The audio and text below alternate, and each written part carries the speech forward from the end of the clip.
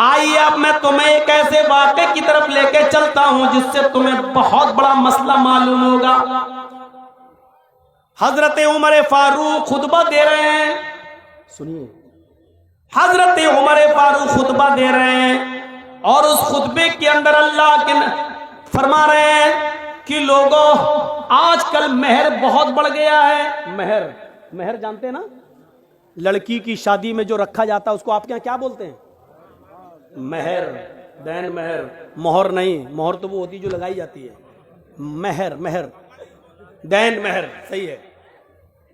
تو مہر، لوگوں مہر بڑھتا جا رہا ہے۔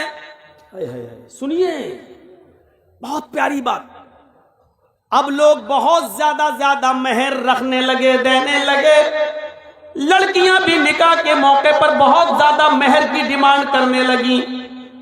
میں نے اللہ کے نبی کے نکاح دیکھے ہیں، نبی کی بیویوں کو اللہ کے نبی نے جو مہر دیا وہ مجھے معلوم ہے۔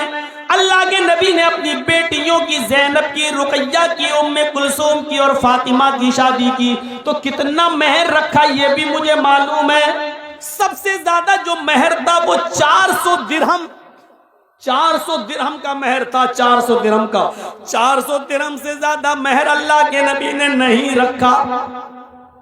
لہذا اگر کوئی بھی شخص اپنی بیوی کو 400 درہم سے زیادہ مہر دے گا تو وہ مہر عمر اس عورت سے چھین لے گا اور بیت المال میں جمع کر دے گا۔ 400 سے زیادہ جو مہر ہوگا، 400 تک تو اس عورت کے پاس رہے گا، لیکن 400 کے بعد جو بھی مہر دے گا اتنا وہ زائد مہر جو زیادہ ہے وہ اس عورت سے لے کر بیت المال میں جمع کر دیا جائے گا۔ یہ کس نے کہا؟ حضرت عمر نے قانون بنا دیا، منبر پہ کھڑے ہو کے خطبہ دے دیا۔ خطبہ تو دے دیا، ٹائم ختم ہو گیا، اتر گئے، جمعے کی نماز پڑھا دی۔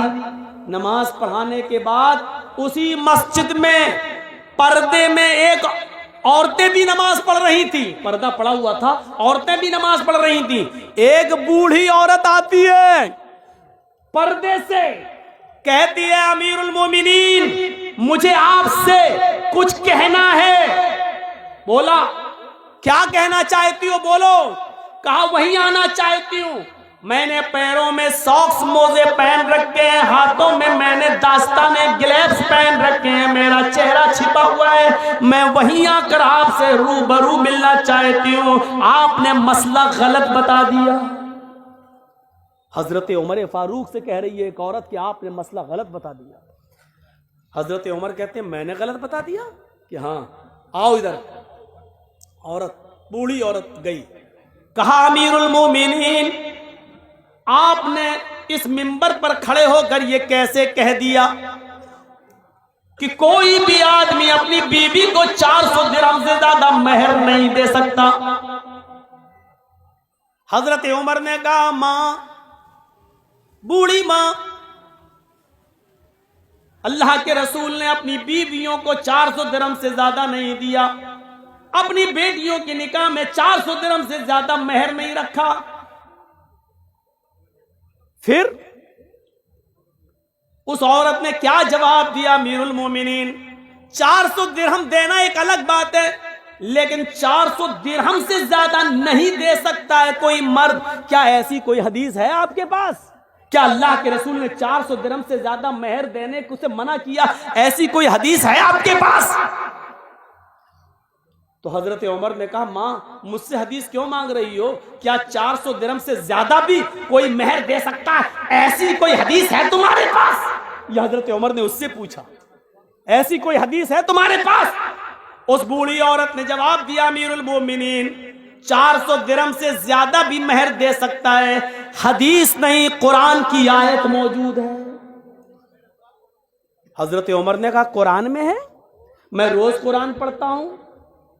کہا روز پڑھتے ہو تب بھی آپ کو نہیں معلوم؟ جلدی بتاؤ اے بوڑھی عورت، اے ماں، جلدی بتاؤ وہ کون سی قرآن کی آیت ہے جس میں لکھا ہو کہ 400 درہم سے زیادہ بھی دے سکتا ہے شوہر اپنی بیوی کو مہر؟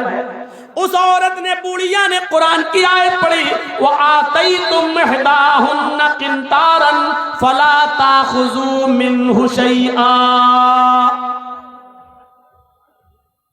सोचिए,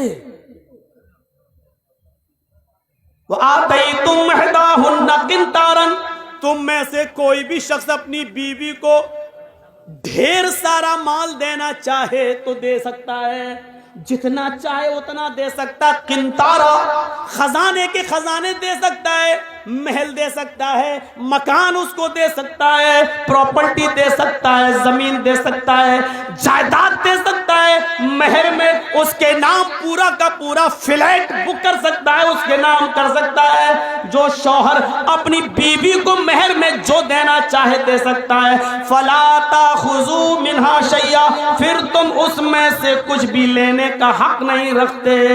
कोई भी उस औरत से छीन नहीं सकता, ये उस औरत का हक है, उससे कोई उसका हक नहीं छीन सकता है। शौहर भी दे तो फिर वो भी वापस नहीं ले सकता। आए उमर, जब दिए हुए माल को शौहर नहीं ले सकता है तो आप कैसे ले सकते हैं? आपने ये कैसे कानून नाफिज कर दिया? कैसे कह दिया कि 400 दिरहम से ज्यादा अगर कोई अपनी बीवी को महर देगा तो वो महर छीन कर बैतुल माल में जमा कर दिया जाएगा? आप रॉन्ग हैं, आपने गलत कहा है। कुरान तो कहता है जितना चाहे उतना दे सकता है और उसमें से तुम कुछ भी लेने का हक नहीं रखते।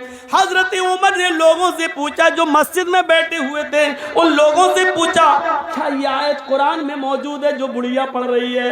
ये औरत जो कुरान की आयत पढ़ रही है, क्या ये आयत कुरान में मौजूद है? लोगों ने जवाब दिया, हाँ ये आयत कुरान में मौजूद है। हजरत उमर अपनी गलती एक्सेप्ट करते हैं और फिर मिंबर पर दोबारा खड़े होते हैं और कहते हैं, अख्तार रजुलुन व असाबत इम्रातुन, अख्तार रजुलुन व असाबत इम्रातुन।